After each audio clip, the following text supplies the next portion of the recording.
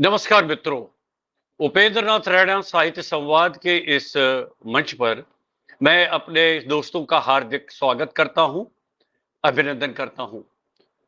आज हमारा कार्यक्रम है गीत संगीत और आज के इस कार्यक्रम में हम सिंगापुर चलते हैं। यानी आज हमारे इस पटल पर, यानी उपेंद्र नाथ रैना साहित्य संवाद के पटल पर इस कार्यक्रम में थोड़ी देर में जुड़ेंगी सिंगापुर से। वास्तव में जम्मू कश्मीर की हमारी लड़की है, हमारी बेटी है, डॉक्टर वीथिका टिक्कू, जो संतूर वादक है। आज हम उनसे मुलाकात करेंगे और उनके जीवन के बारे में और उन्होंने संतूर सीखना ही क्यों पसंद किया है, यही वाद्य यंत्र उनको पसंद क्यों आया। मित्रों, थोड़ी देर में अब हमारे साथ जुड़ेंगी सिंगापुर से डॉक्टर वीथिका टिक्कू। नमस्ते वीथिका, नमस्ते, कैसे हैं? नमस्कार। बस बस आपकी दुआ है, ईश्वर की दुआ है। बहुत अच्छा लग रहा है डॉक्टर वीथिका टिक्कू, बहुत अच्छी बात है। और हमारे मित्र इस बीच में जुड़ने शुरू हो गए। हमारे रमेश चंद्र शुक्ल जी जुड़ गए हैं, सदानंद मिश्र जी जुड़ गए हैं, जो ये कार्यक्रम अब जिन्होंने देखना शुरू कर दिया है। और थोड़ी देर में और मित्र हमारे इस कार्यक्रम के साथ जुड़ेंगे। मैं आपका एक छोटा सा परिचय देना चाहूंगा और उसके बाद फिर हम आपसे ही आपके बारे में बातचीत करेंगे। जैसा कि मित्र जानते हैं कि आज की हमारी अतिथि है गीत संगीत कार्यक्रम में डॉक्टर वीथिका टिक्कू, जो वास्तव में जम्मू कश्मीर से हैं।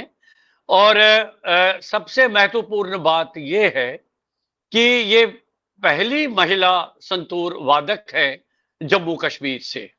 ये सबसे बड़ी विशेषता इनकी है।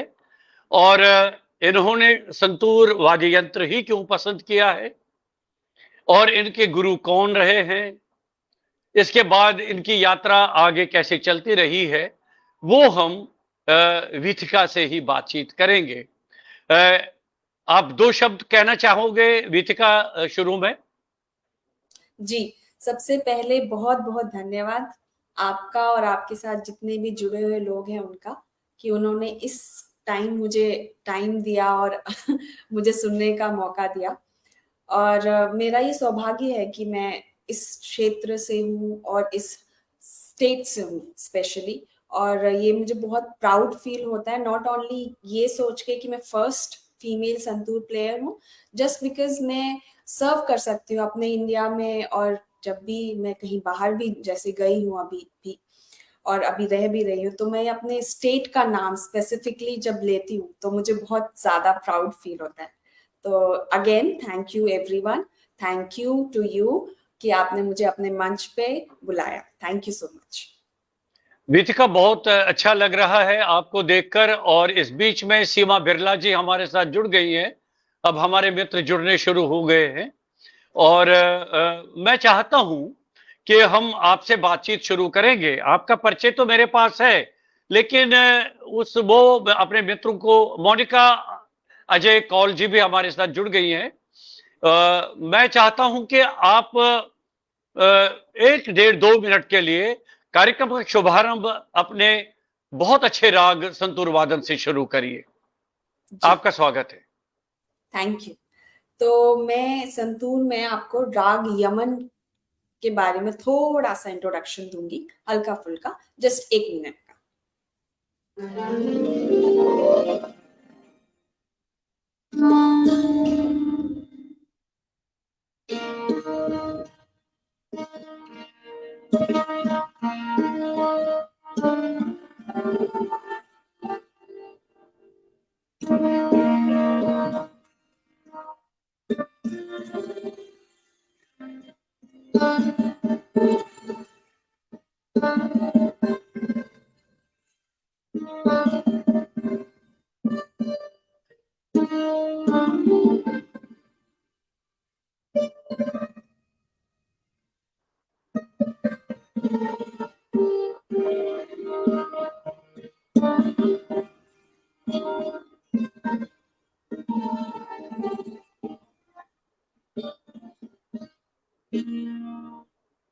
ये क्या एक बात है, बहुत।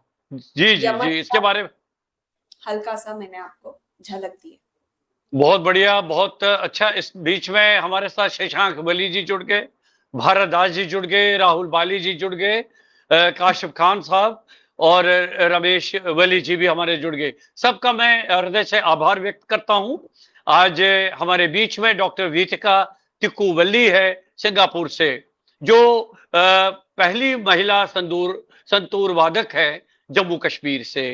मैं आपके बारे में अपने मित्रों को ये बताना चाहूंगा कि आपके गुरु रहे हैं पंडित भजन सोपोरी जी, जी जिनसे आपने शिक्षा दीक्षा हासिल की है संतूर के इस क्षेत्र में।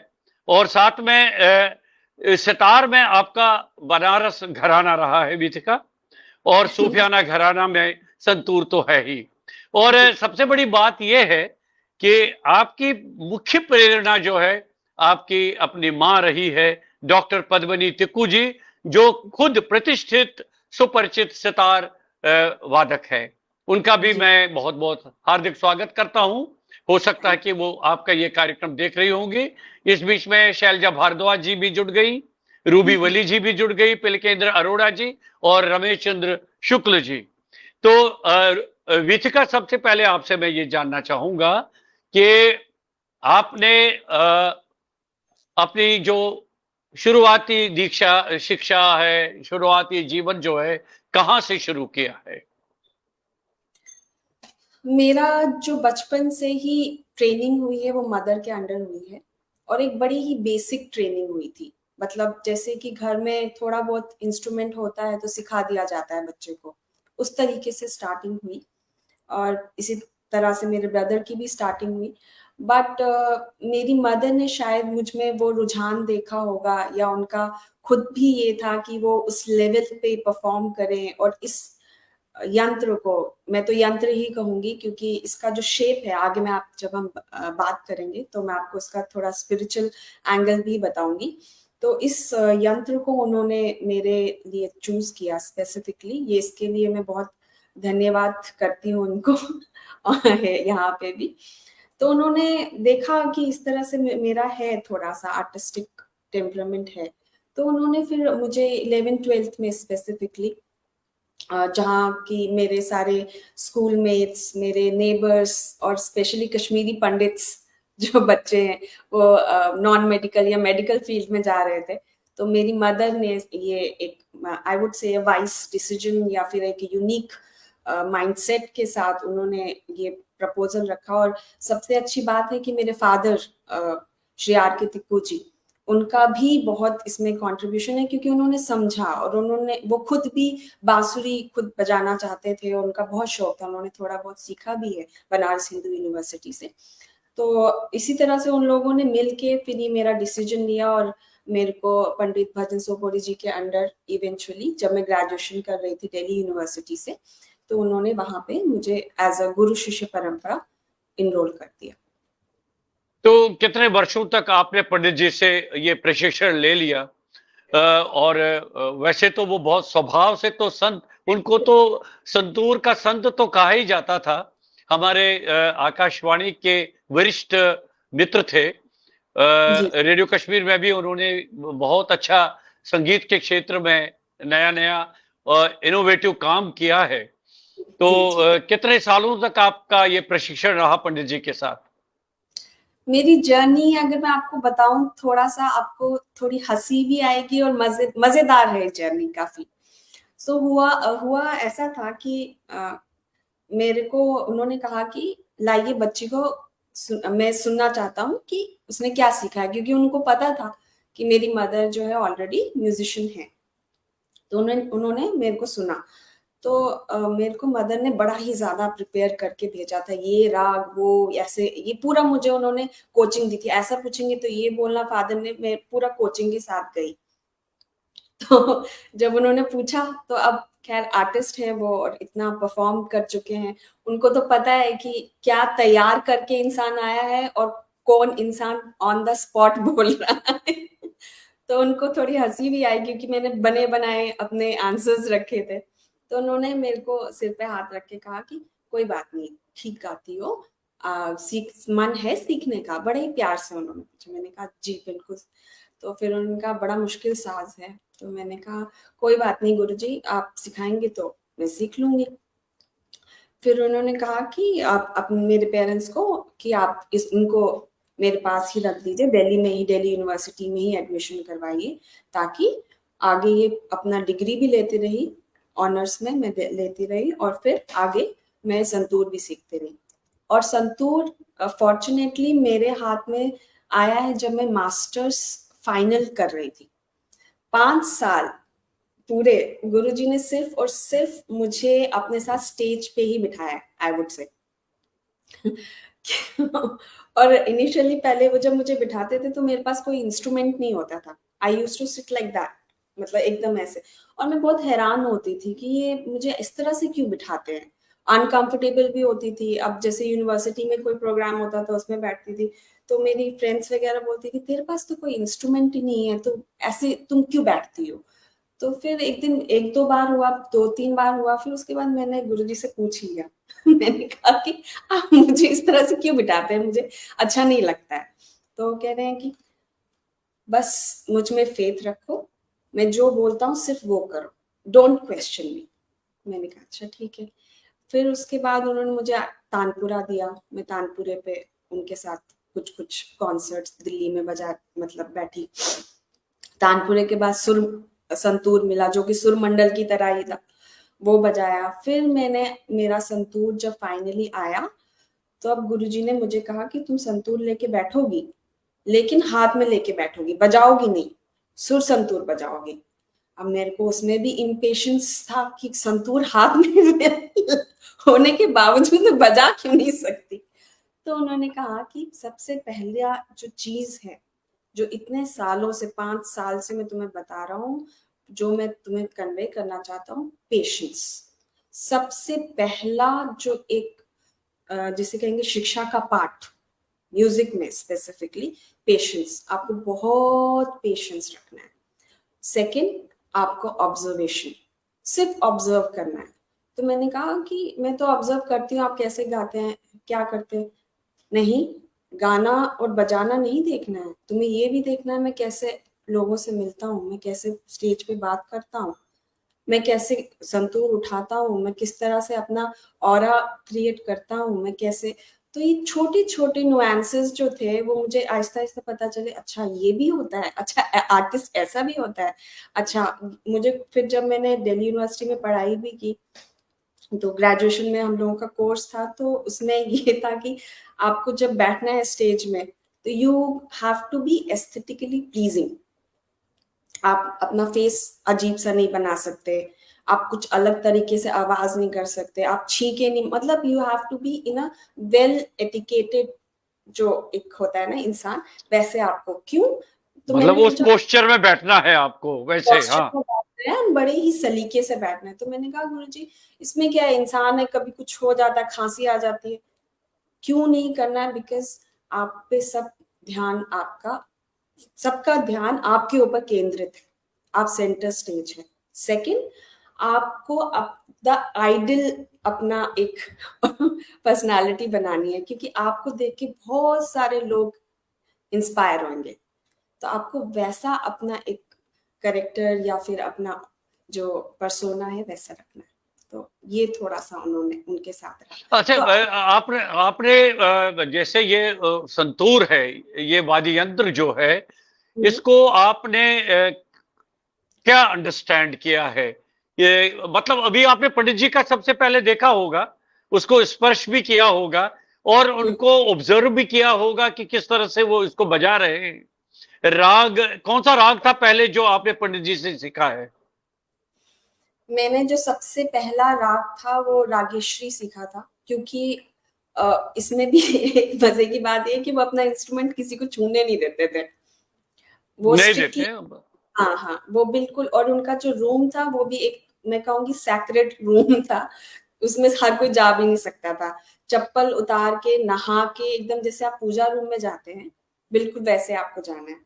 तो बड़े ही लेटर स्टेज में जब मैं अब मेरे पास इंस्ट्रूमेंट आ गया था तो मैं उनके साथ बैठी, तो उन्होंने तब जाके मुझे अलाउ किया कि हाँ मेरा इंस्ट्रूमेंट छुओ, कोई बात नहीं, वो भी सिर्फ उठाने के लिए, स्टेज से उठाना या फिर, तो यस वैसा था। और मैंने आपके पिछले क्वेश्चन का पूरी तरह से आंसर नहीं दिया। So it's been 15 more than 15 years, 2003 समझिए, 2005 के अराउंड मैंने उनसे सीखना शुरू किया। तो now answering to your second question, जो राग था वो मेरे दिमाग से बिल्कुल बाहर था।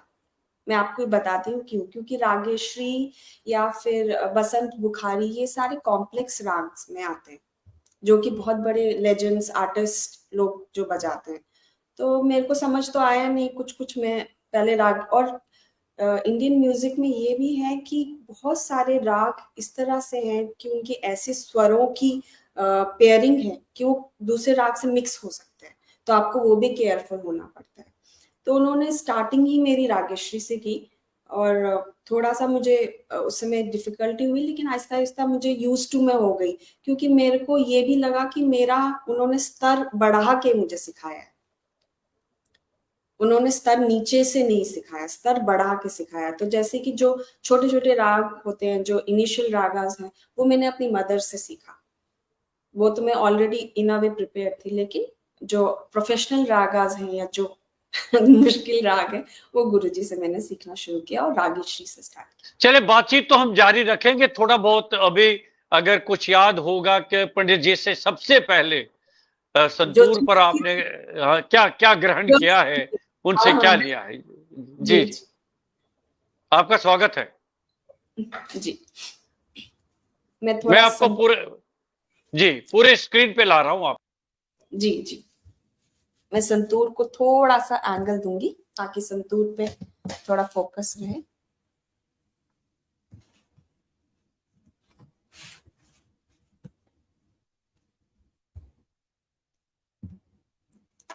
दिख रहा है उपेंद्र जी? थोड़ा सा नीचे करिए आप, आपका चेहरा ऊपर आ रहा है। नहीं नहीं, नीचे नीचे नीचे करिए, हाँ, और थोड़ा सा नीचे, बस बस बस बस, ठीक है, आप करिए। जी ठीक, हाँ बस, ओके।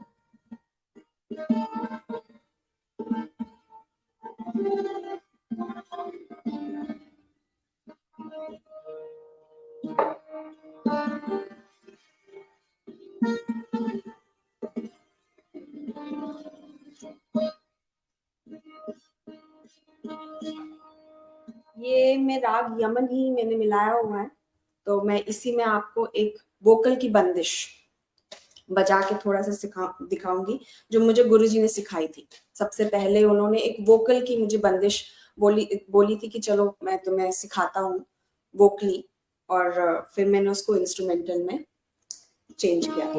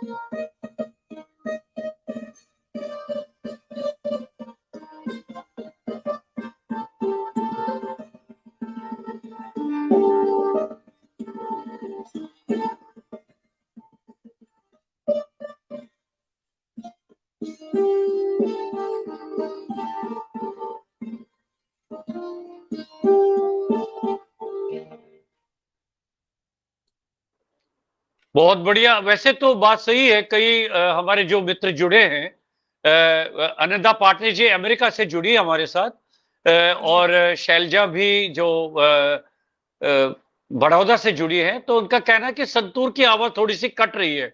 उसका कारण है कि ये वास्तव में स्ट्रीम यार्ड का जो ये प्लेटफॉर्म है, इसमें थोड़ा सा म्यूजिक में इंस्ट्रूमेंट में थोड़ी सी दिक्कत रहती है। उसको थोड़ा सा हमें मैं यही कहूंगा बर्दाश्त करना पड़ेगा, लेकिन हम कोशिश करेंगे कि जितना हम ज्यादा बातचीत में तो कोई दिक्कत नहीं है, लेकिन जब भी कोई संगीत का इंस्ट्रूमेंट वगैरह वो बजता है तो वो थोड़ा सा उसमें परेशानी आ जाती है।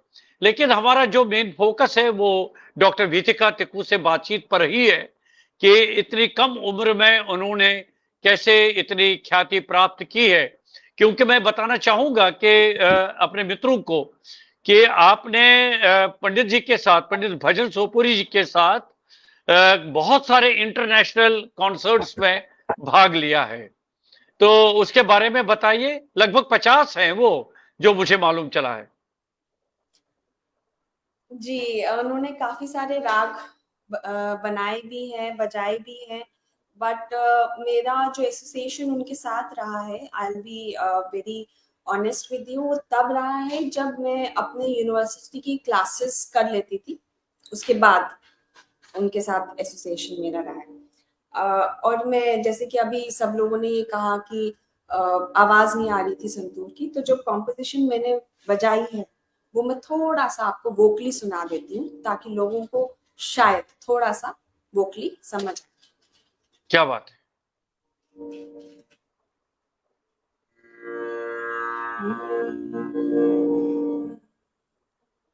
आवाज आ रही है? आपके श्रोताओं को भी आई थिंक आ रही होगी। जी जी।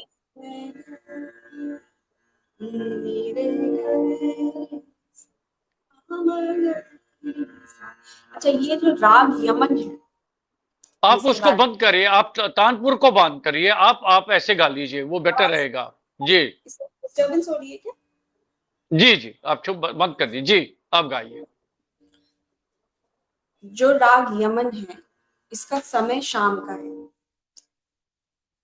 और राग यमन में जो है हमारे गंधार और निषाद, वादी और संवादी है। वादी मतलब कि जो स्वर सबसे ज्यादा लगता है, और संवादी जो सबसे कम लगता है। गंधार यानी ग, और नी यानी निषाद। अब इसकी एक छोटी सी बंदिश जो मैंने बजाई थी, जो सबको सुनाई नहीं थी क्लियरली, वो मैं थोड़ा सा वोकली आपको रेंडर करके सुनाती हूँ।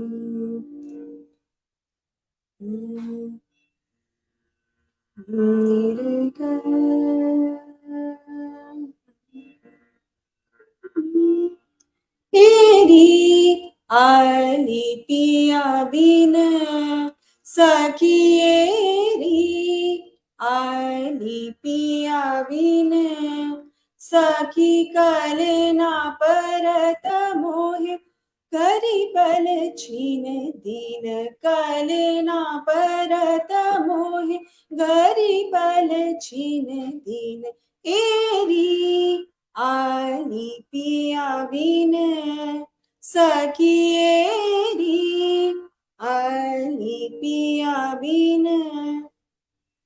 तो ये इसका थोड़ा सा मैंने आपको झलक दिया। बहुत बढ़िया।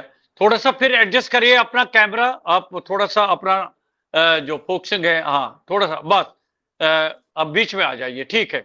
तो बस अच्छा, वो जो कॉन्सर्ट्स आपने पंडित भजन जी के साथ किए हैं, कहाँ कहाँ जाने का सहयोग बना आपका? ऑल ओवर इंडिया में, नॉर्थ ईस्ट को छोड़ के I have travelled with him, और अब्रॉड में यूरोप, नेपाल, यूरोप में काफी सारी सिटीज, और 2 बार पेरिस जाने का मौका मिला, बेल्जियम जैसे है, और यूके यूएस मैंने टच नहीं किया था, क्योंकि जब ये सब कॉन्सर्ट आ रहे थे तब मैं पढ़ाई भी कर रही थी, अपना मास्टर्स चल रहा था, बैचलर्स चल रहा था, तो उसी टाइम आते थे ये कॉन्सर्ट्स, तो मुझे कुछ ना कुछ उस समय सैक्रिफाइस करना पड़ता था। तो आप मतलब आपका उस जो पंडित जी के साथ आपका वो यात्रा रही, तो उसमें क्या आपकी क्या भूमिका रही उसमें, वो मैं जानना चाहता हूँ। भूमिका मेरी वर्सेटाइल रही, क्योंकि मैं सिर्फ और सिर्फ एज एन अकम्पनिंग आर्टिस्ट या फिर एज अ स्टूडेंट नहीं जाती थी. So from sound engineering to जो उनका जो अनाउंसमेंट होता था वो चेक करना, पूरा ओवरऑल सब चीजें देखना कि इंस्ट्रूमेंट ठीक से पहुंचा है कि नहीं, और वो साउंड वाले जो है वो ढंग से साउंड चेक के लिए टाइम पे आए हैं कि नहीं, हम लोग साउंड चेक के लिए गए हैं कि नहीं.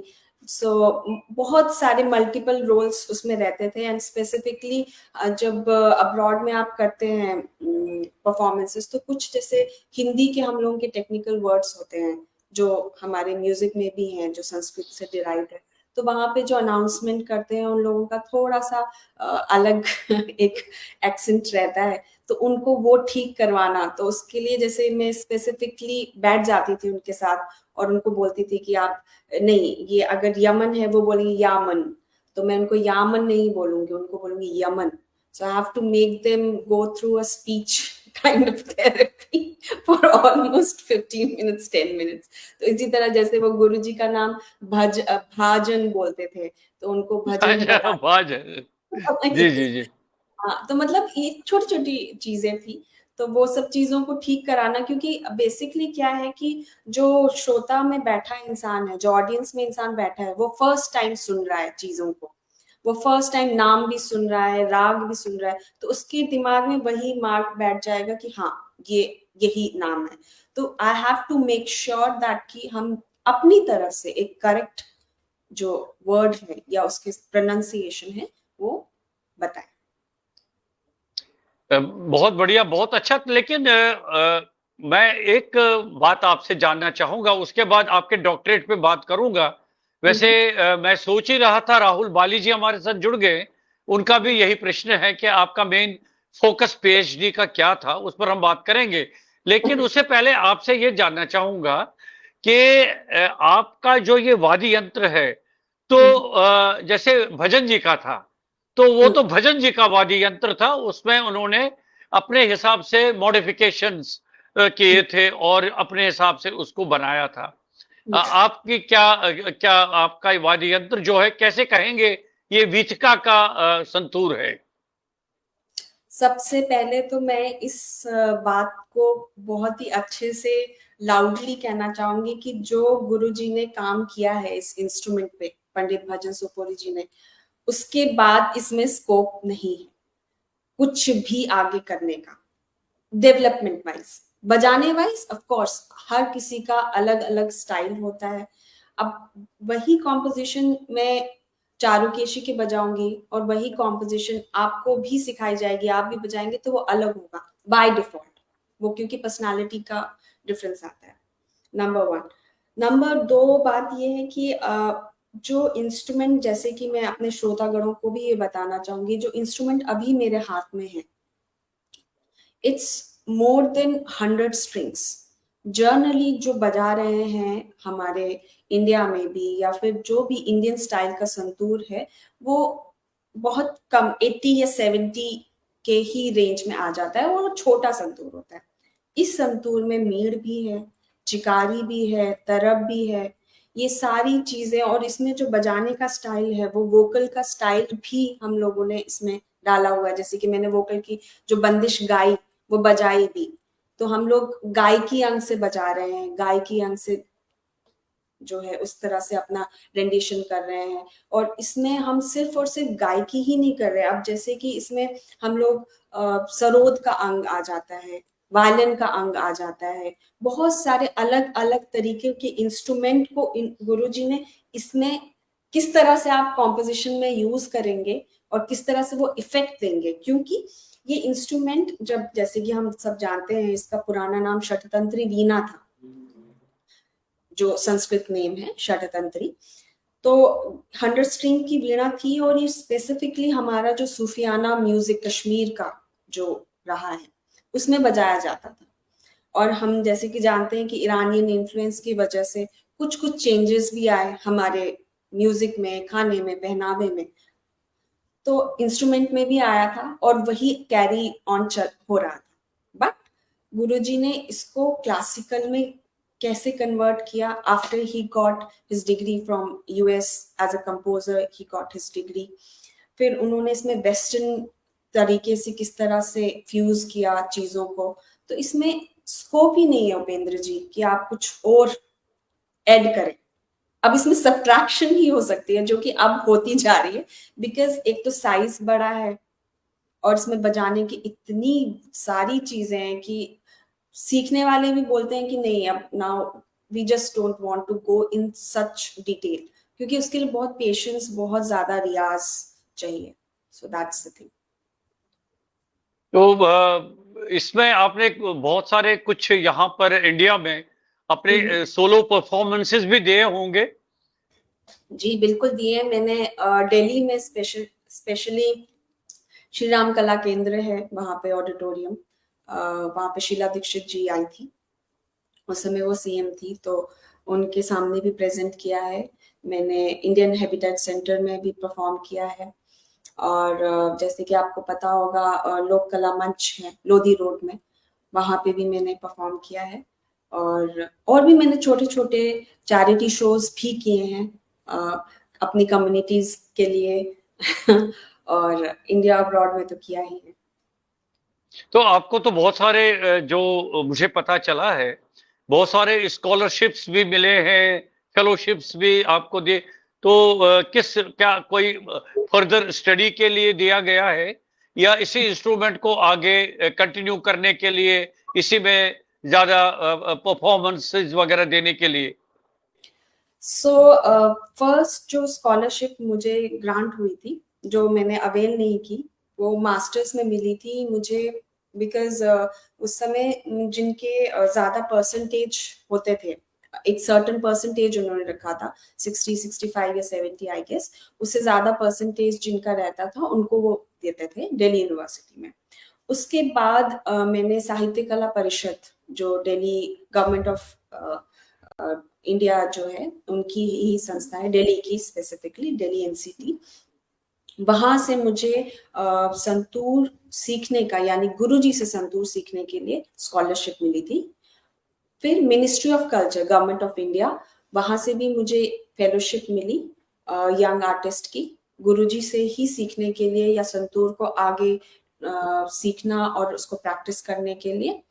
देन मुझे एक फेलोशिप भी मिली है जो कि मेरे यूनिवर्सिटी से थी, जो कि रिसर्चर्स को मिलती है, जो ब्राइट रिसर्चर्स होते हैं, जिनका बहुत ही अलग सा टॉपिक होता है। They go under an interview and then वहां पे उनको ग्रांट होती है बाय द वाइस चांसलर। ये जो आपने डॉक्टरेट किया है, पीएचडी, जैसे कि अभी हमारे एक मित्र ने भी कहा था, तो वो भी जानना चाह रहे थे कि आपका मेन फोकस क्या रहा इसमें, क्या विषय क्या था, पहले ये बताइए। कंपैरेटिव स्टडी था मेरा। जितने भी संतूर के अलावा स्ट्रिंग इंस्ट्रूमेंट्स है कश्मीर में, उसमें संतूर का क्या स्थान है और उनका आपस में कंपैरिजन क्या था, क्यों वो ऐसे हैं, क्यों उनका इस तरह से टोनल क्वालिटी है, उनका हमारे कश्मीरी म्यूजिक की हिस्ट्री में क्या योगदान रहा है। सो वो मेरा टॉपिक रहा है। तो कितने साल लग गए आपको डॉक्टरेट पीएचडी पूरा करने में? मुझे थोड़ा अनयूजुअल टाइम लगा है। जर्नली लोगों को 5 इयर्स लगते हैं और मुझे 7 इयर्स लग गए थे। 7 साल? बहुत समय यस। लिया है आपने। लेकिन अब 7 साल तो ले लिए आपने। अब जी। मैं उसी परिप्रेक्ष्य में ये जानना चाहूंगा कि 7 साल लगाने के बाद हम क्या कह सकते हैं कि डॉक्टर वीथिका टिक्कू ने अपने पीएचडी में ये नई बात कही है। आपका उसमें क्या कंट्रीब्यूशन रहा? सो जो मेरा टॉपिक था वो it was, my thesis was in English, so it was critical annotation on the genesis and development of the string instruments of Kashmir with special okay. Santoor. तो जैसे कि मैंने बताया आपको, उस समय जब मैंने रिसर्च स्टार्ट किया था, it was around 2011 I guess. तब ये एक बात बोली जाती थी कि संतूर ईरानियन इंस्ट्रूमेंट है। बहुत सारे हमारे जो लेजेंड्स भी हैं, तो वो लोग भी ये क्लेम करते थे कि ईरानियन इंस्ट्रूमेंट है, ईरान से आया हुआ है, ईरान से आया हुआ है। तो उस बात का खंडन करने के लिए मैंने ये टॉपिक लिया था, और उसमें मैंने ये बहुत स्पेसिफिकली बात बोली थी कि ये इंडियन इंस्ट्रूमेंट है और इसका ओरिजिन इंडिया से है, स्पेसिफिकली कश्मीर से। इसका पुराना नाम शततंत्री वीणा है। ये यहाँ से, यानी कि इंडिया से गया है ईरान, वहां से उन्होंने अपनी तरीके से मॉडिफाई करके फिर हमें इस तरह से दिया है। अदरवाइज है ये हमारा Indian instrument he. So it was targeting that.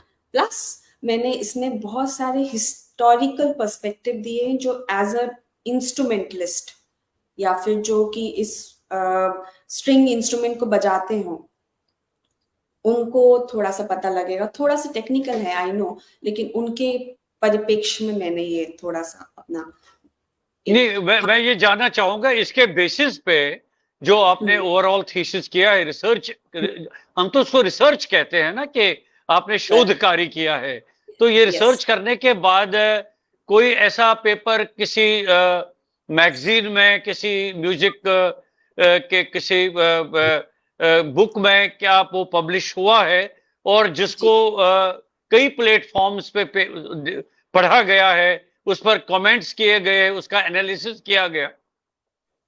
जी। जो मेरा पहला पेपर था वो दिल्ली यूनिवर्सिटी के मिरांडा हाउस कॉलेज में प्रेजेंटेड था। वहां के जो मैगजीन आती है उसमें मेरा फर्स्ट आर्टिकल था। देन उसके बाद मेरा जो सेकंड आर्टिकल था वो international conference Indira Gandhi national open university में जो ऑर्गेनाइज हुआ था वहां पे था।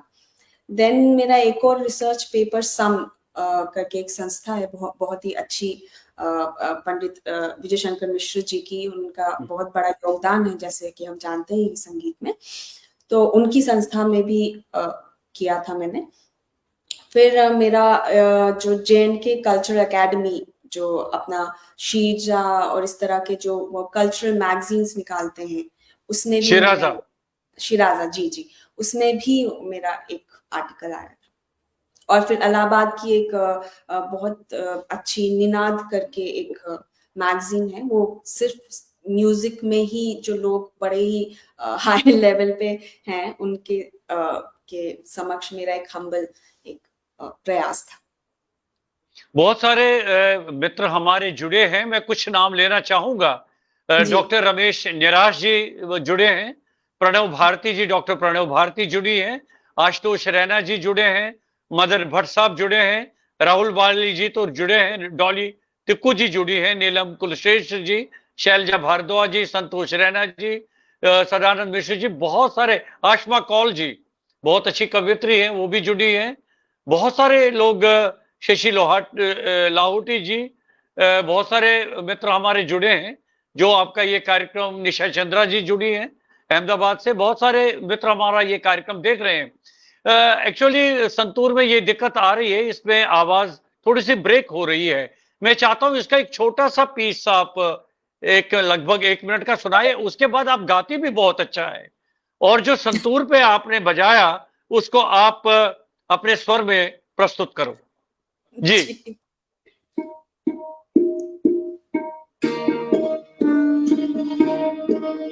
आपको तबले की साउंड आ रही है? आ रही है, लेकिन थोड़ा सा ब्रेक होती है इसमें, अब क्या करें। मैं अपने मित्रों से क्षमा चाहूंगा, लेकिन फिर बाद आप अपने वोकली इसको प्रस्तुत करिए जी।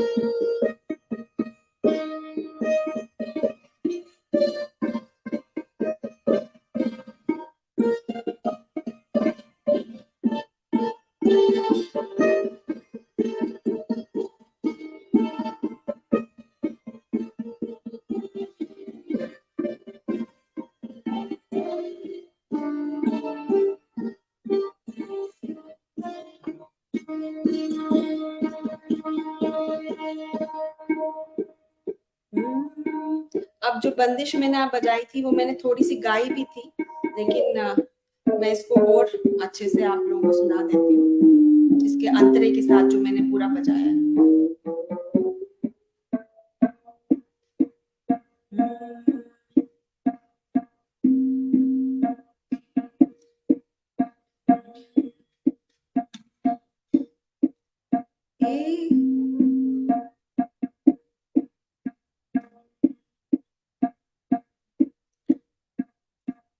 अगर आप लोगों को तबले की वॉइस भी नहीं आ रही है, तबले की साउंड नहीं आ रही है, तो मैं ये भी बंद कर सकती हूँ। मैंने जैसे कि तबले की नहीं, तबले की आ रही है, थोड़ा सा अगर डिस्टर्ब नहीं कर रहे तो आप ऐसे ही गाइए। अच्छा।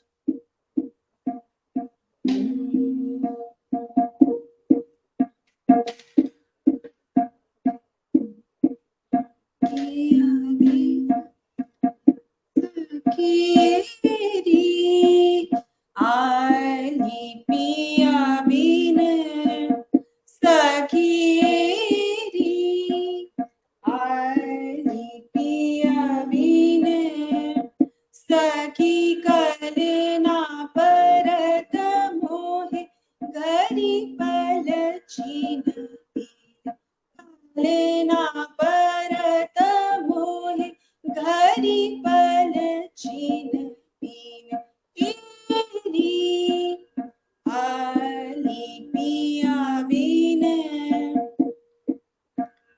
जब से पिया परदेस गवन किनो, जब से पिया परदेस गवन किनो, रतिया कटत मोहे तारे कीन कीन एरी, आली एरी, आली एरी, आली पिया बिन। क्या बात है, क्या बात है, बहुत अच्छा। आपने तो ट्राई कर लिया एक्चुअली। आप तो तबला और जो तानपुरा है सब मशीनी बजा रही है ना। अगर वही थोड़ी सी समस्या रहती है, कोई बात नहीं है। क्योंकि इसके साथ तो कंप्रोमाइज थोड़ा बहुत करना ही पड़ता है। लेकिन शैलजा शैलजा ने बहुत अच्छी बात कही थी, मैं उसको मिस कर गया मैं, लेकिन आपको बताना चाहूंगा। आपके मासी लिख रही है, संगीत साधना में 7 साल बहुत कम होते हैं, जीवन पर्यंत ये तपस्या चलती रहती है। और आगे लिख रही है, महत्वपूर्ण विषय पर आपका पीएचडी शोध है, ये संगीत की दुनिया में वीतिका जी का महत्वपूर्ण योगदान है, अभिनंदन। इसके लिए क्या कहना चाहोगे आप डॉक्टर शैलजा भारद्वाज को? मैं ये कहना चाहूंगी, ये तो शोध का विषय था जो 7 इयर्स किया था, बट मेरी ट्रेनिंग 15 साल से ज्यादा से हुई है। और मुझे जो लगता है कि जो बात उन्होंने कही बिल्कुल सही कही है कि इसमें जितना समय आप दें उतना कम है। तो और एक और बात, मैं वैसे तो मोस्टली लोगों को पता है, बट एक परफॉर्मर और एक एकेडमिशियन दो अलग अलग फील्ड्स हैं, और दोनों अलग अलग एक व्यक्तित्व हैं। तो उन दोनों को लेके चलना was little bit challenging for me, क्योंकि उसमें काफी टाइम चला जाता था। जैसे कि मैं अगर आपको थोड़ा सा अपना स्केड्यूल बताऊंगी तो थोड़ा सा इंसान हिल तो नहीं जाता है, बट उसको थोड़ा सरप्राइज होता है कि इस तरह से होता था। जैसे कि मैं अगर जैसे सुबह 11 बजे से लेके शाम के 4-5 बजे तक मेरा डिपार्टमेंट रहता था, तो आके मैं 1-2 घंटा थोड़ा चाय वाय पिया और शाम को बैठ के रियाज करने। फिर रात को आप 11 बजे तक 10 बजे तक अपना जो खाना वाना करके, उसके बाद फिर मैं अपना रिसर्च का काम लेके बैठती थी। फिर अपना रिसर्च का काम किया, सुबह अपना थोड़ा सा वोकल, क्योंकि हमारे में ऐसा तो है नहीं कि सिर्फ इंस्ट्रूमेंटल ही है, हम लोगों में गाना भी है, जैसे कि आपने अभी ऑब्जर्व किया। तो गाने का भी रियाज जरूरी है। तो सुबह उठ के फिर गाने का रियाज, फिर उसके बाद आप अपना ब्रेकफास्ट करें और फिर भागे। तो यही स्केड्यूल कई सालों तक चलता रहा, कई महीनों तक, कई सालों तक। तो it's not a regret for me, but जो मेरे एज के बच्चे थे या मेरे एज की लड़कियां थी, वो लोग अलग अलग अपने लाइफ में पर्सनली बढ़ते गए, आई वुड से दैट। और चीजें उन्होंने काफी एक्सपीरियंस की जो कि मैंने सेक्रीफाइस कर ली। जैसे कि जब मेरी छुट्टी होती थी, सैटरडे संडे हम लोगों का डिपार्टमेंट ऑफ होता था, तो एक दिन तो मैं गुरुजी का यहाँ पे चली जाती थी। संडे का दिन सुबह सुबह 8 बजे मैं वहां पे पहुंच जाती थी गेट पे और रात के 8 बजे वहां से निकलती थी। सैटरडे का दिन पूरा दिन मेरा अपना ही काम में और चीजें। और फिर जब पीएचडी का टाइम स्पेसिफिकली आया और जब मैं गुरुजी के साथ कॉन्सर्ट्स भी देने लगी, फिर कॉन्सर्ट्स देते देते मैंने कई सारे असाइनमेंट्स, इनफैक्ट जैसे प्राइवेट असाइनमेंट्स, जैसे कुछ कश्मीरी एल्बम्स हैं, उसमें भी गुरुजी के साथ एज अ असिस्टेंट, क्योंकि वो कंपोजर थे, तो उनके साथ वो भी मैंने काम थोड़ा सा सीखा किया कि कैसे स्टूडियो के इक्विपमेंट्स काम करते हैं। तो वो चीजें थोड़ी थोड़ी अलग थी, चैलेंजिंग भी थी, एज अ फीमेल भी चैलेंजिंग थी, और साथ में पढ़ाई भी थी। और फिर फेलोशिप्स के रिव्यूज करने के लिए कभी भोपाल जाना होता था, कभी कुछ। तो इतनी सारी व्यस्तता रहने के बावजूद भी मैंने थोड़ा बहुत जो अभी कर रही हूँ, ये सिर्फ गुरुजी का आशीर्वाद और ईश्वर की कृपा और मेरे पेरेंट्स का इतना दूरदृष्टि है कि मैं कर पा रही हूँ। अब मैं थोड़ा सा ये जिक्र करना चाहूंगा, विथिका, गुरुजी को कितना मिस कर रही हैं आप? गुरुजी को तो मिस करने का कोई पैरामीटर नहीं है, क्योंकि जैसे कि आप एक ना, जिसे कहते हैं कि आप एक दिशा में चल रहे होते हैं, कोई आपको पीछे से एक सहारा होता है, तो वो आपका जब नहीं रहता है तो आप थोड़ा दिशाहीन फील करते हैं। तो डेफिनेटली है, क्योंकि जैसे आज की भी मेरी परफॉर्मेंस कोरोना के बाद आज first time I will be saying this online हो रही है, क्योंकि कोरोना से पहले मैंने एक परफॉर्मेंस दी थी संतूर पे, तो उसके बाद अब मैं कर रही हूँ, क्योंकि फिर मेरे पर्सनल भी चीजें कुछ हुई, मैरिज एंड ऑल दैट, तो उसकी वजह से थोड़ा सा डिले हो गया मेरी परफॉर्मेंसेस में। तो अब जब जैसे कि जब मेरी परफॉर्मेंस होती थी तो मैं हमेशा गुरुजी को कॉल करती थी, तो वो मुझे बताते थे कि अच्छा तुम ये राग बजाने वाली हो, अच्छा सुनाओ ये राग। और अच्छा, और उनके बड़े ही positive, I would say positive in the sense कि होते तो वो थोड़े से शुगर कोटेड नेगेटिव होते थे लेकिन पॉजिटिव ही थे, क्योंकि वो ये बोलते थे बजा तो तुम ठीक ठाक रही हो, लेकिन अभी बहुत काम बाकी है। और फिर मैं बोलती थी बहुत अच्छा। बहुत ही सॉफ्ट स्पोकन थे वो, बहुत ज्यादा। जी, जी जी जी। और ये भी कहते थे कि मैं समझ सकता हूँ ये थोड़ा मर्दों का बाज है, अभी तो समय लगे। तो मैं बोलती थी चलिए मैं कोशिश तो कर सकती हूँ। तो मुझे इस तरह से प्रोत्साहित भी करते थे, आई वुड से चैलेंज भी करते थे कि तुम्हें और करना है, तुम्हें आगे और करना है। और अगर कोई भी डिस्करेजिंग कोई भी एलिमेंट मुझे मेरे मन में आता था, मैं डीमोटिवेट होती थी, तो मुझे बोलते थे कि मुझसे सीखो, कैसे मैं करता हूँ, कैसे मैं, लाइट नहीं होती है तो भी मैं संतूर बजा रहा होता हूँ।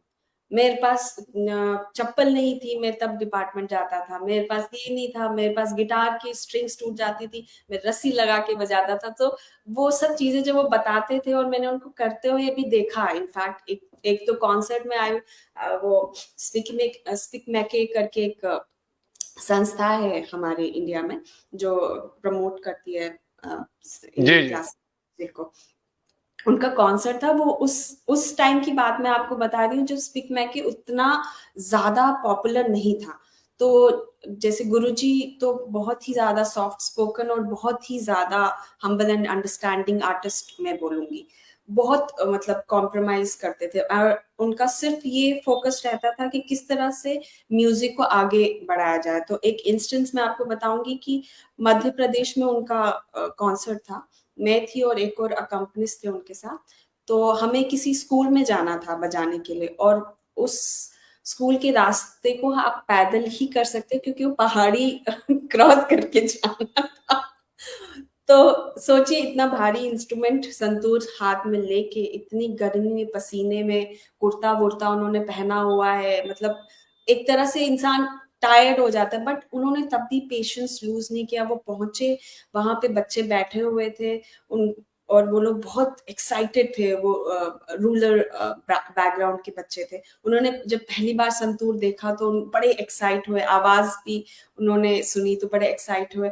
उनको इन सब चीजों, मतलब उनको एडवर्सिटीज में भी किस तरह से चीजों को ठीक करना है, वो चीज मैंने उनसे बहुत सीखी है। वो पॉजिटिवनेस, वो पुश, कि आप नेगेटिव में भी कुछ ना कुछ पॉजिटिव एलिमेंट लेके चल सकते हो।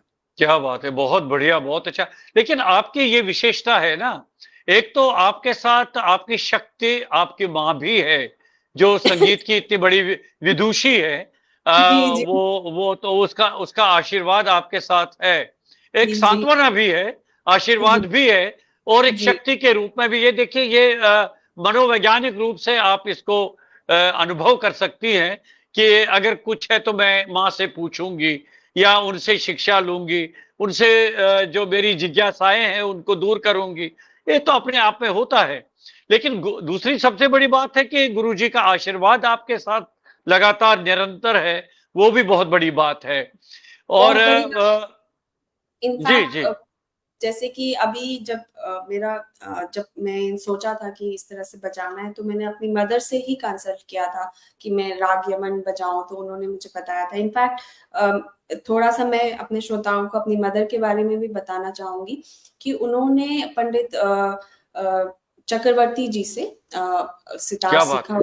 जी जी। और उन्होंने जो डॉक्टरेट में, मतलब डॉक्टरेट किया है, म्यूजिक की डिग्री जो उनकी है, जैसे हम लोगों की पीएचडी डिग्री है, तो उन्होंने बीएचयू से जो डॉक्टरेट किया है, उस डॉक्टरेट में आपको शोध थियोरेटिकल नहीं करना होता, उसमें आपको राग बनाने हैं, मेलोडीज बनाने हैं। तो क्या यानी बात कि है। जी, कंपोजर माइंडसेट से आपको जी चलना। जी। तो वो स्पेसिफिकली बीएचयू में उस टाइम होता था, आज से 10 15 20 साल पहले। तो उन्होंने वो पीएचडी ली है। So it's a solid kind of a work. So हम लोगों की तरह, आई वुड से, मेरी तरह सिर्फ थियोरेटिकल रिसर्च नहीं है, it's a practical research. Practical में भी एक कंपोजर माइंडसेट जो कि सबसे सुपीरियर माना जाता है, तो वो उन्होंने पीएचडी उसमें सितार में ली है, क्या मयाल बात विराट। है। आपकी एक और क्वालिटी कहें, विशेषता कहें, और एक और एडवांटेज आपकी ये है कि आप गाती भी है, आप वोकली भी आप उसमें। इसलिए मैं चाहूंगा, बहुत सारे हमारे मित्र जुड़े हुए हैं, आप भी जानते हैं उनको, मैं भी जानता हूं, बहुत सारे हमारे जो नियमित जुड़ने वाले मित्र हैं। आप जी, कुछ सुनाइए, वोकल में कुछ सुनाइए आप, अच्छा लगेगा जो आप चाहोगे। वोकल में भी सुना सकती हूँ मैं। मैं चाहती हूँ कि आप लोगों के लिए स्पेशली मैंने एक मेलोडी संतूर पे, जो कि गुरुजी के टाइम पे तो गुरुजी मुझे डांटते कि इस तरह की मेलोडीज शास्त्रीय संगीत में नहीं बजानी चाहिए, लेकिन फिर भी मैं कोशिश कर रही हूँ कि थोड़ा सा आप लोगों को सुनाऊं और आप लोग गेस करें कि कौन सा ये मेलोडी है। जी जी।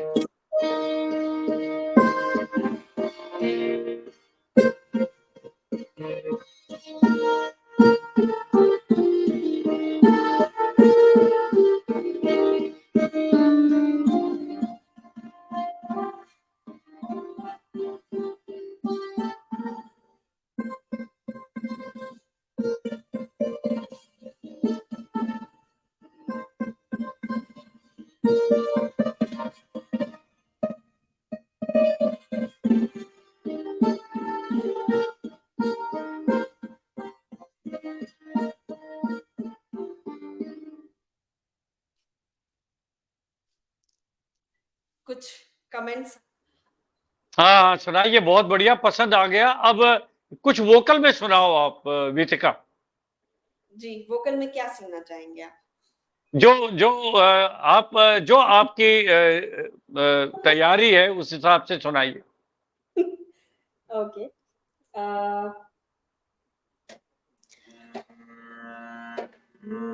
मैं चाहूंगा उसके बाद कश्मीरी तो आपने सुना होगा, कश्मीरी भी कोई याद होगा, तो जो जी हमारे बहुत सारे जो नॉन कश्मीरी मित्र हैं वो आपसे जी सुनना चाहेंगे।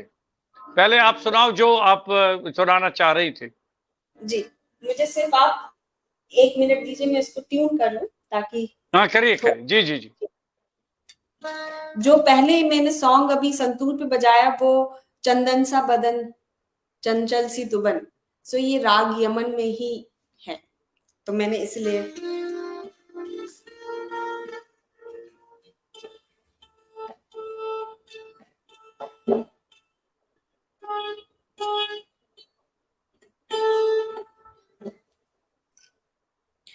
एक्चुअली हम लोगों का वोकल बाज इसलिए रखा हुआ है गुरुजी ने, क्योंकि आपके इंस्ट्रूमेंट में 100 स्ट्रिंग्स हैं।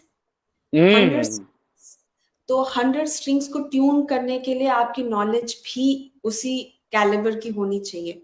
तो जब तक आपको सुर का, श्रुतियों का नॉलेज नहीं होगा, तो आप किस तरह से इंस्ट्रूमेंट ट्यून करेंगे? ये एक बहुत बड़ा फैक्टर था वोकल सीखने के लिए, जो मैंडेटरी है। हम लोगों का जो सोपोरी बाज है उसमें गाना मैंडेटरी है, और बहुत सारी कॉम्पोजिशन वोकली रेंडर की जाती है, क्योंकि कश्मीरी कॉम्पोजिशन जो है, कश्मीरी म्यूजिक वो वोकल ओरिएंटेड ज्यादा रहा है, तो इसलिए।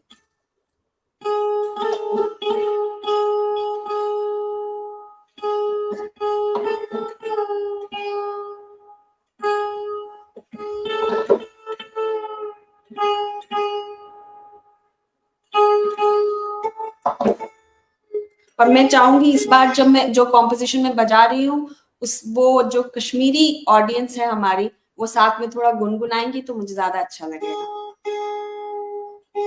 अपने जहां जहां वो बैठी हुई है वो गुनगुनाएंगी तो उनको ज्यादा मजा भी आएगा।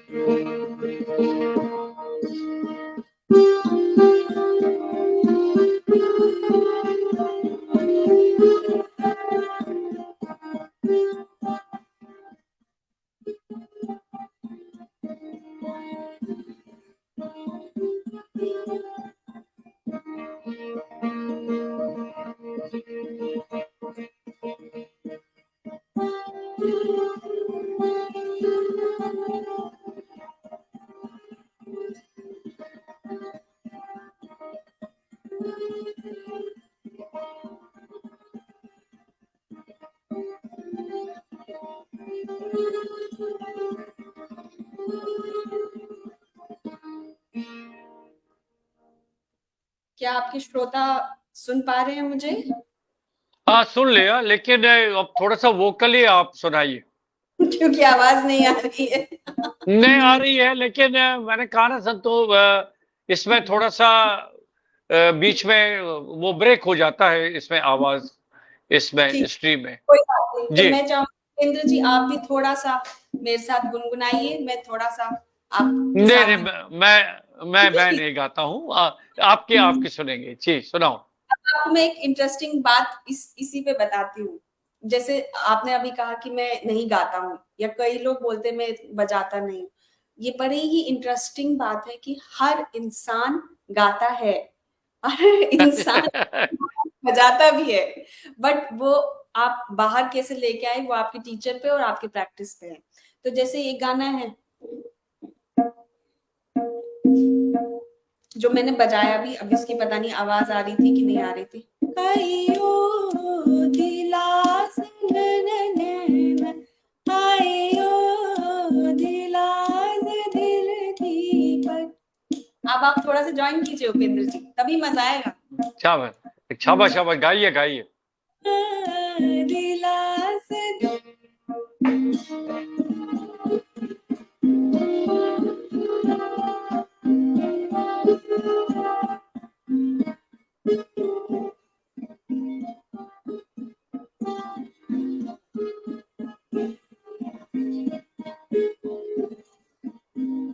उसमें जो सूफी अंग आता है, जो हमारा कश्मीरी अंग है,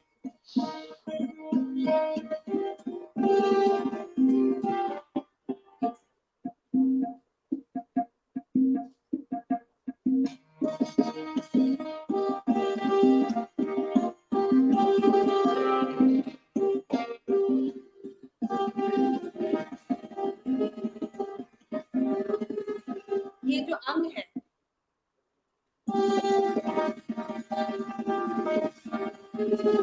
आवाज पता नहीं आ रही है कि नहीं आ रही है, लेकिन फिर भी मैं बजा रही हूँ।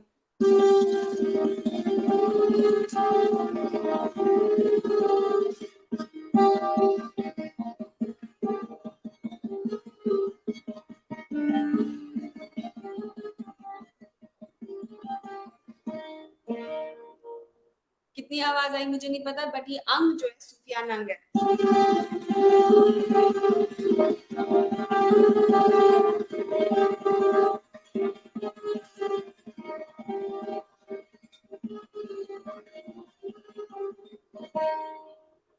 बहुत बढ़िया, बहुत बढ़िया, बहुत अच्छा आ गया। क्योंकि बहुत सारे लोग कह रहे हैं बहुत अच्छा, बहुत बढ़िया आ गया। तो इसी तरह से हमारे मित्र जुड़े हैं लगातार, और आपको बहुत सारे पुरस्कार भी मिले हैं। जो मेरे पास सूचना है, आपको अ, जो हमारे पद्म भूषण पंडित विश्व मोहन भट्ट जी है, उनके कर कमलों द्वारा आपको युवा प्रतिभा पुरस्कार मिला है। तो क्या किस सन में था, किस काम के लिए था वो आपको? जी ये मुझे मिला था 2015 के अराउंड, 2015 के आसपास मिला था मुझे। एक्चुअली मैंने इन्हीं के द्वारा, जो एक संस्था है तराना करके एक संस्था है, जो कि जितने भी इंडियन क्लासिकल म्यूजिक स्पेसिफिकली जो यंग जनरेशन के हैं, जो प्रैक्टिस कर रहे हैं, चाहे वोकल, चाहे कथक, चाहे डांस या फिर इंस्ट्रूमेंट, वो लोग अपने अपने फील्ड में जो जो बच्चे ही बोलूंगी उस वक्त अच्छा कर रहे हैं, तो उनको ये पुरस्कार दिया जाता था, उनको प्रोत्साहित करने के लिए, ताकि वो इसको कैरी फॉरवर्ड करें। क्योंकि जैसे कि हम लोग जानते हैं अपने इंडिया में भी, और अभी जो भी है, बहुत कम बच्चे हैं या बहुत कम लोग हैं जो इसको प्रोफेशनली लेके चल पा रहे हैं। इसका रीजन ये भी है कि सिखाने वाले उस कैलिबर के नहीं रहे हैं, और जो सीखने वाले उनमें उतना पेशेंस भी नहीं है। क्योंकि है अल्टीमेटली है तो ये थोड़ा पेशेंस और टाइम टेकिंग वर्क, तो वो बात। तो अभी तो आजकल आप सिंगापुर में हैं, तो वहां की क्या स्थिति है इस इंस्ट्रूमेंट को लेके? आप इसका कितना उपयोग कर पा रही है आप वहां पर? यहाँ पे एक इंस्ट्रूमेंट है यांग क्विन करके, जो कि संतूर की तरह ही दिखता है। उसका बजाने का तरीका हैमर्ड है, यानी कि उसे स्टिक्स के साथ ही बजाया जाता है। ओके, और जी जी। जी, और दूसरा यहाँ पे सिंगापुर में मैं ही एक ऐसी प्लेयर हूँ जो संतूर प्रैक्टिस कर रही है on a professional level, so it's very exciting for them as well. और मेरा एक डॉक्यूमेंट्री भी फीचर उन्होंने किया है from India, that I am a santoor player from India और JNK who is practising santoor on such a level. तो वो अभी चल रहा है, उस पे एक डॉक्यूमेंट्री बन रही है।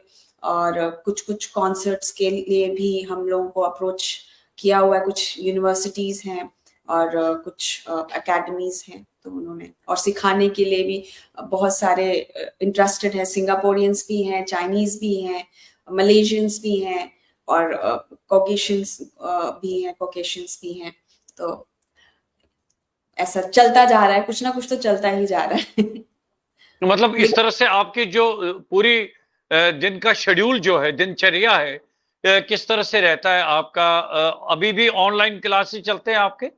जी जी, मेरे सारे students all over the globe है, by the grace of God. So like from Dubai I have a student, Australia से हैं, मेरा US से भी हैं, और नीदरलैंड से भी हैं, सो इंडिया से तो हैं ही हैं।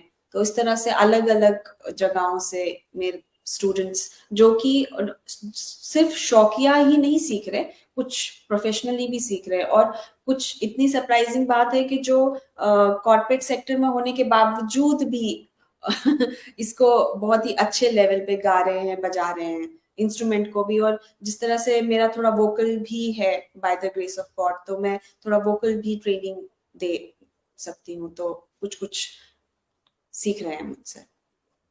बहुत बढ़िया, बहुत अच्छा। अब लगभग अब देखिए 1 घंटा 5-7 मिनट हो गए, बात बात में पता भी नहीं चला समय कैसे निकल गया। जी तो जी। अभी आपको आपको क्या लग रहा है कि अभी इस इंस्ट्रूमेंट में कितना अभी सीखना बाकी रह गया आपको? आपको डॉक्टर विथिका को क्या सीखना रह गया अभी आपको इसमें? बाकी क्या मैं रह गया? मैं ये बोलूंगी कि अभी मेरा सीखना शुरू ही नहीं हुआ। मेरे लिए अभी अभी मैं कुछ भी नहीं बजाती हूँ, कुछ भी नहीं। क्योंकि अगर आप गुरुजी अगर अभी जिंदा होते तो वो मुझे बोलते ये क्या बजाया है तुमने, ठीक है चलेगा, उनके ऐसे कमेंट्स होते हैं। तो पंडित भजन सुपोरी जो इस इंस्ट्रूमेंट के एक्सपर्ट हैं, जब तक वो वाह नहीं बोलते तब तक मेरे को नहीं लगता कि मैं थोड़ा बहुत बजा पा रही हूँ। तो अब मुझे अभी तब तक ठीक नहीं लगेगा जब तक मैं इस इंस्ट्रूमेंट को, स्पेसिफिकली संतूर को, उस लेवल पे ना लेके जाऊं जिसमें जैसे कि सितार पहुंचा है या तबला पहुंचा है। तो उस लेवल पे जब संतूर पहुंच जाएगा, चाहे वो मेरे थ्रू पहुंचे, मेरे स्टूडेंट्स के थ्रू, मेरे कॉलीग्स के थ्रू, तब मुझे लगेगा कि हाँ थोड़ा बहुत मैंने कंट्रीब्यूट किया है। और स्पेसिफिकली जब लोगों को इसके बारे में पता चलेगा और लोग इसको बड़े खुले दिल से प्रैक्टिस करेंगे, ये नहीं सोचेंगे कि ये इंस्ट्रूमेंट बड़ा है, इसमें बहुत तारे हैं, ये बड़ा मुश्किल है। कोई भी चीज मेरे को ऐसा लगता है आसान नहीं है अगर आप उसको अच्छी तरीके से करना चाहें। हर चीज मुश्किल है, और मुश्किल जब तक नहीं होगी तब तक मजा नहीं आता है। चीजें आसान होंगी तो बहुत बोरिंग सा मुझे लगता है पर्सनली कि वो हो जाती है। और आपके व्यक्तिगत रूप से पर्सनली और क्या-क्या आपके शौक है? क्या और रुचियाँ क्या है आपकी? क्या पसंद करते हैं आप? अब कई लोग तो ठीक है, कई लोग मान लीजिए लिटरेचर में है तो उनको म्यूजिक अच्छा लगता है, या तो बजाते हैं कि कोई इंस्ट्रूमेंट, या गाते हैं, या सुनने का भी शौक एक होता है। आप तो म्यूजिक में हैं, लेकिन आपको इसके अलावा क्या-क्या पसंद है? क्या रुचियाँ हैं आपको? जैसे कई लोग बुक्स पढ़ना चाहते हैं, कई लोग आर्ट वगैरह, तो आपका क्या है? मेरा बुक रीडिंग तो है ही ऑफ कोर्स, लेकिन मेरा स्पेसिफिकली अगर आप पूछे तो मुझे म्यूजियम्स देखना या म्यूजियम्स जाना, ये ज्यादा बहुत ज्यादा पसंद है। हिस्ट्री थोड़ा सा टटोलना ज्यादा पसंद है। और इवेंचुअली आफ्टर मैरिज मेरा थोड़ा कुकिंग भी शौक शुरू हो गया है। क्योंकि कहते हैं ना वो 64 कलाएं हैं हमारे उसमें शास्त्र में, तो उन कलाओं में पाक कला भी आती है। तो मैं सोच रही हूँ कि जितनी कलाएं हैं एटलीस्ट उनमें पारंगत ना हो, लेकिन एटलीस्ट उन्हें टच तो करूं। तो अब जैसे कि मेरे brother in law he is a painter, तो वो थोड़ा सा पेंटिंग करते हैं। तो अब मुझे पहले तो मुझे पेंटिंग में उतना शौक नहीं था, I be very frank with you, ना ही से मुझे समझ आता था। लेकिन अब मैंने थोड़ा थोड़ा ऑब्जर्व करना शुरू किया है, थोड़ा इंटरेस्ट लेना शुरू किया है कि अच्छा ऐसे भी होता है। And it's very surprising to many people कि आप आर्टिस्ट हैं, आप म्यूजिशियन हैं, फिर भी आप पेंटिंग और ये सब आपको नहीं आता। तो मैं ये बोलना चाहूंगी उन लोगों को कि एक इंसान हर चीज में पारंगत नहीं हो सकता है क्योंकि वो तो सब। बात सही है, बिल्कुल। जी जी। तो कोई कुछ ना कुछ कमी उसमें कहीं ना कहीं रह जाएगी, तभी वो इंसान है। तो यस, मैं थोड़ा थोड़ा अब इन चीजों में इंटरेस्ट लेना शुरू किया है। मैंने थोड़ा घूमना भी शुरू किया है। पहले जैसे कि सिर्फ रियाज रियाज रहता था, तो अब थोड़ा सा घूमना फिरना शुरू किया है। तो वो सब भी है, घूमना भी अच्छा लगता है। और अलग अलग जगहों का खाना, क्योंकि जैसे कि म्यूजिक हर क्षेत्र का आपको बताता है, उसके कल्चरल डाइवर्सिटी के बारे में। फूड भी आपको उसके हिस्ट्री और उसके काफी एस्पेक्ट्स को क्लियर कट करता है कि उसमें कौन से मसाले क्यों कब कैसे यूज हो रहे हैं। तो वो भी बड़ा इंटरेस्टिंग मुझे फैक्टर लगता है। इसी वजह से मेरा कुकिंग में भी इंटरेस्ट थोड़ा सा जाग गया है। चलिए, बहुत अच्छा है। अब कार्यक्रम के समापन पर मैं चाहता जी। हूं कि आप कोई इंस्ट्रूमेंट वगैरह मत बजाइए। कोई अच्छी अच्छी सी गजल सुना के हम कार्यक्रम का समापन करेंगे। वैसे तो मैं गजल गाती नहीं हूँ, बट मैं थोड़ा एक दो लाइन आप गुनगुना देती हूँ।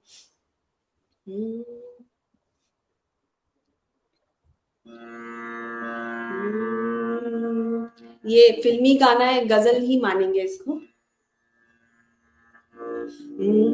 मेरे हम सफर, मेरे हम सफर, मेरे पास आ, मेरे पास आ, मेरे हम सफर, मेरे हम सफर, मेरे पास आ, मेरे पास आ, हमें साथ चलना है उम्र भर, मेरे पास आ, मेरे पास आ, मेरे पास आ, मेरे हम सफर, मेरे हम सफर, मेरे पास आ, मेरे पास आ, क्या बात है, क्या बहुत बढ़िया, बहुत बढ़िया, बहुत अच्छा। तो अब आपके लिए देखिए कितने आपके जानने वाले, हमारे मित्र, हमारे जानने वाले बहुत सारे लोग जुड़े थे, उनके लिए कुछ कहना चाहोगे आप? जी, मैं ये कहना चाहूंगी कि जैसे कि आप आज जुड़े आपके प्लेटफॉर्म पे, उपेंद्र जी के प्लेटफॉर्म पे, वो तो आपको रेगुलरली आप सबको आना ही आना है, क्योंकि इससे ना केवल आर्टिस्ट को या फिर जो इस क्षेत्र में काम कर रहे हैं उनको एक इंकरेजमेंट मिलती है, बल्कि आपको भी नॉलेज गेन होता है। क्योंकि अगर म्यूजिशियन ये सोचेगा कि मैं पेंटर के या फिर पोएट के उसमें स्पीच में क्या जाऊं, मैं आपको अपने एक्सपीरियंस से बता सकती हूँ, बहुत सारी चीजें आपस में मिलती हैं। अब म्यूजिक का, जैसे कि अगर मैं आपको बोलूं कि एस्पेक्ट्स, लोग सोचते हैं सिर्फ म्यूजिक है, नहीं, इसमें मैथमेटिक्स भी है क्योंकि आप ताल के साथ काम कर रहे हैं, इसमें फिजिक्स भी है क्योंकि आपके इंस्ट्रूमेंट का जो बनावट है वो आती है, इसमें केमिस्ट्री भी है क्योंकि जब बजता है तो केमिकल रिएक्शन बॉडी में आता है, अलग अलग हार्मोन्स रिलीज होते हैं जिसकी वजह से म्यूजिक थेरेपी होती है। सो हर चीज का रेलेवेंस है। आप किसी भी आर्ट फॉर्म को, किसी भी लर्निंग को ये छोटा बड़ा नहीं समझिए, उसको अटेंड कीजिए, उसको पढ़िए, उसको समझिए। अगर नहीं समझ आएगा, मैं हूँ आप लोगों के साथ, कोई भी क्वेरी है आप भी हैं, और रेगुलरली उपेंद्र जी के प्लेटफॉर्म पे तो आइए ही आइए, बाकी और भी म्यूजिक फॉर्म या आर्ट फॉर्म को प्रैक्टिस कीजिए, क्योंकि उससे आपकी पर्सनालिटी ही अलग और सोच ही अलग हो जाती है। आपकी सोच में इतना ठहराव, इतना संजीदापन आएगा जिसे आप बहुत इंजॉय करेंगे, और वो आपको ऐसा बना देगा कि आपको किसी की कंपनी की जरूरत ही नहीं पड़ेगी। आपको अपनी ही कंपनी, अपना ही काम, अपनी ही रियाजत, अपनी ही पढ़ाई में मजा आने लगेगा। बहुत बढ़िया, बहुत अच्छा। डॉक्टर भीतिका टिक्कू, हमारा आशीर्वाद आपके साथ है, हमारी शुभकामनाएं आपके साथ है। और थैंक यू। जितने भी मित्र हमारे साथ, इसमें तो बहुत सारे मित्र ऐसे हैं जो हमारे कॉलेज यूनिवर्सिटी के दिनों के मित्र हैं, वो भी जुड़ गए, हमारे साथ जुड़ गए। अब उनसे फोन पर बातचीत होगी, होती रहेगी। और इसके अतिरिक्त जो रेगुलरली मेरे इस प्लेटफॉर्म पे जुड़ते हैं, मैं सभी का हृदय से आभार व्यक्त कर रहा हूं कि वे जुड़ गए। और मेरा शुभाशीष आपके साथ है। आप और तरक्की करिए, इस इंस्ट्रूमेंट को और आगे बढ़ाइए। और सबसे बड़ा आपका ट्रिब्यूट जो होगा पंडित जी के प्रति, आपके गुरु जी के प्रति, कि संतूर जैसे इस वाद्य यंत्र को आप पूरे विश्व में और आगे ले जाइए अपने व्यक्तित्व के साथ। जी, डॉक्टर भीतिका, बहुत बहुत शुक्रिया, आप हमारे साथ आज जुड़ी उपेंद्र नाथ रैना साहित्य संवाद के मंच पर। लेकिन जो मित्र हमारे साथ जुड़े हैं, मैं उनसे ये रिक्वेस्ट कर सकता हूं कि आपके जो कमेंट्स हैं उसके लिए डॉक्टर वीथिका टिक्कू बाद में अपना रिप्लाई देंगी, अपने कमेंट्स वापस करेंगी। लेकिन आप भी एक कष्ट करिए, आप इस आज के इस कार्यक्रम को अभी थोड़ी देर के बाद, जब ये कार्यक्रम यहां पर हम बंद करेंगे, ये इसकी रिकॉर्डिंग उपलब्ध रहेगी इसी फेसबुक पर जहां पर आप देख रहे हैं, उसको आप शेयर करिए और मित्रों तक पहुंचाइए। बहुत बहुत धन्यवाद वीथिका, नमस्कार। नमस्कार, थैंक यू। मित्रों, उपेंद्र नाथ रैना साहित्य संवाद के इस मंच पर आज हमारे साथ सिंगापुर से थी डॉक्टर वीथिका टिक्कू, बहुत बहुत अच्छा लगा, और जो मित्र जुड़े थे उनका भी मैं हृदय से आभार व्यक्त कर रहा हूं। इसी के साथ आज का ये कार्यक्रम यहीं पर संपन्न करते हैं। अनुमति दीजिए।